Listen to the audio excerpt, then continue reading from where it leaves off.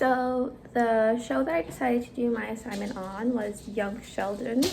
I apologize if you hear the dog in the background. But I decided to watch season 2, episodes 1, 2, and 3, just in order.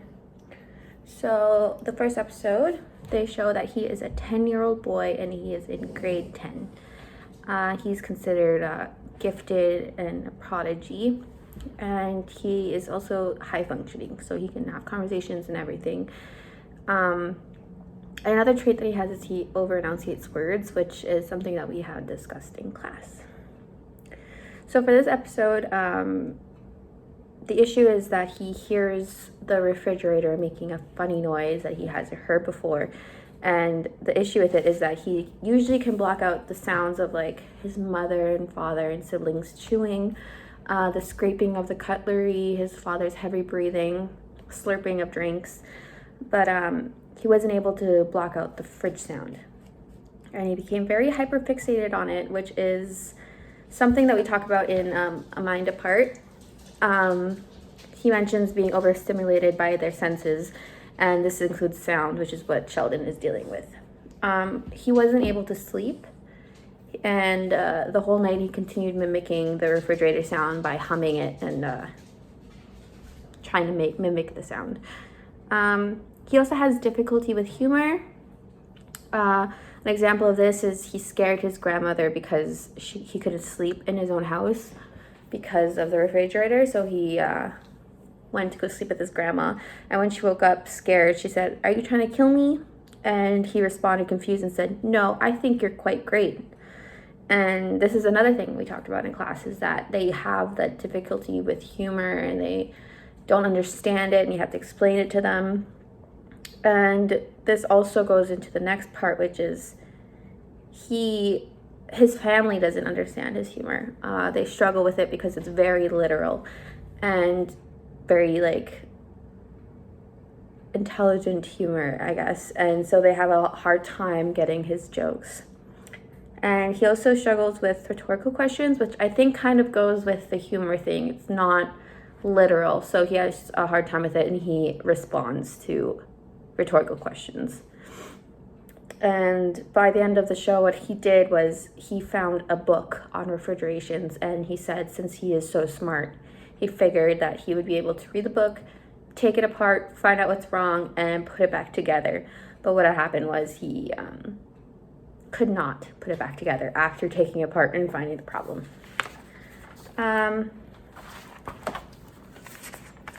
So episode 2 was about going to college. So he does, a professor did find him and asked him if he wanted to audit one of his courses at the college. And so he's doing that as well as being in grade 10. In this episode, the professor decided to invite another 10-year-old girl into the classroom with him. And he really did not like it. He said he wants to be the smart one and he wants to be the smartest person there.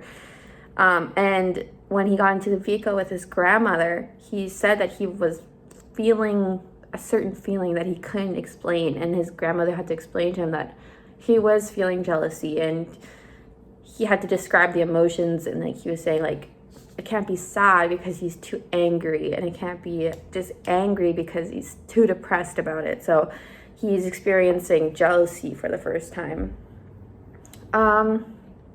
In this episode, it also shows the family dynamic of his mother, because she wants to meet Grace's, the other 10-year-old girl's mother and father, because she's hoping that they would be able to kind of give each other ideas on how they are raising their children as the gifted children, and how, their little quirks and little traits that he has. But once they meet, that they find out that their daughter actually does not have any of the traits that Sheldon has. And they also show his mother using his interest of Star Trek to get him to try something new, be friends with Paige. And that was shown inside of A Mind Apart as well, is when you use the child's interests in order to get them to understand what you're trying to say, get them to understand your point of view. And he also states that he doesn't like people and he doesn't like physical touch. So in one scene, the other 10-year-old girl, hugs him and he did not like it at all. And episode 3 didn't have much in it, like nothing new. But in this episode, he's arguing with the pastor at their church, trying to understand his sermon, and he thinks like a lot of things are contradicting each other. And so he raises his hand in church and he asks his questions, and the pastor does a really great job of trying to explain to him, but I think Sheldon he's too smart to not get the right answers.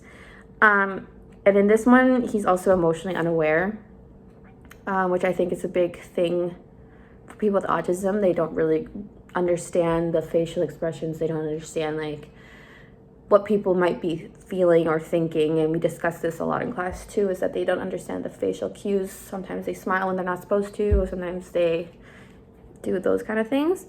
And so in this one, they heard someone had passed away, a young girl, in a car accident, and his mother was very distraught, but his first reaction was to just continue on with the questions that he had and continue with his conversation.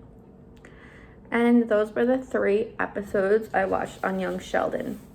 I do think they did a very good job of showing what a high-functioning child with autism is like. I do think they did a good job.